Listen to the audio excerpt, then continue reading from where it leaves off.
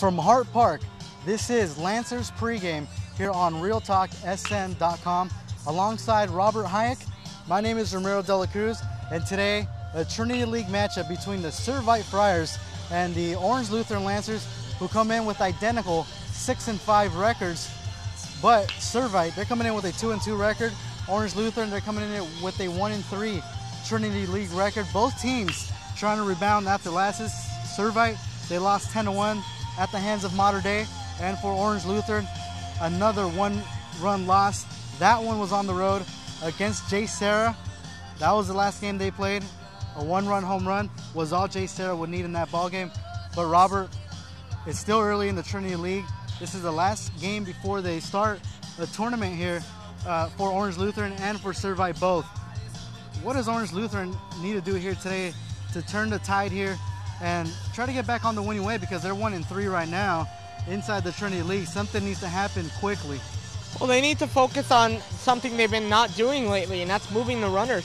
They've got to, when they get runners on base, they got to move them and score them. In the last game, they had the bases loaded with nobody out, and not one runner scored. And that cannot be acceptable. They have got to change that, and they've got to produce at all facets of the game, because right now, when you're not moving the runners, you're not going to score. That's something the Orange Lutheran has been lacking, that timely hit. And I've talked to a lot of the players here on this Lancers team, and they said somebody needs to come through and clutch up. And they're going to be here today without Art Vidro in center field. He was injured. He's not going to be in the game today. Also, without another key component in the middle infield, without Cody Nolf, the starting shortstop here for Orange Lutheran. He was hurt in that game, diving back into second base. Garrett Jimenez is going to step in, and Nolan Rogers is going to get a start here today for Orange Lutheran. Those two guys have a big opportunity here to step up in somebody else's absence. For Garrett Jimenez, he started the season as a starting third baseman, has an opportunity to rebound here and find himself playing a little bit more here for Orange Lutheran. But Nolan Rogers, this is a kid that's been working all season long. He's a perfect 3-for-3 on the season when his number has been called. A big opportunity. Those two guys are going to be hitting 5 and 6 in the lineup today. Well, both of these guys are seniors, if I'm not mistaken, and they both have been waiting for this opportunity, and now they get that opportunity. It's something that they've got to come through right now, because both of them have an opportunity to do something that they weren't given that chance earlier in the year, and that is produce. And Nolan Rogers, I know when you give him the chance, he can produce. He can hit the ball well. He hits the ball with power occasionally. Most times he lines it to left field or right field or center field.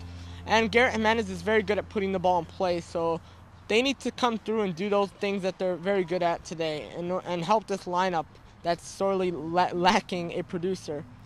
Well, the top of the lineup has not been what it was here to start the season with Connor Sullivan and Cody Nolf. Both have kind of been pressing at the plate. Well, Connor Sullivan, he's found ways to get on base, but as we said, the 3, 4, and 5 guys, they've not been able to produce the timely hits to drive the top of the lineup in.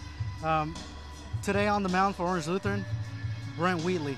He needs to find a way to have the same outing that he had against Rancho Santa Margarita, where he was throwing that breaking ball for strikes. Against St. John Bosco, not a bad outing. He went 5 innings. A one pitch was that big, one mistake in that ball game, the only blemish, a 2-run shot to Bosco's shortstop, and that was really the costly pitch there for Brent Wheatley in that ball game. I think when it comes to Brent Wheatley, his strength is when he gets ahead in the count and he throws a fastball, and then he could work with his other pitches.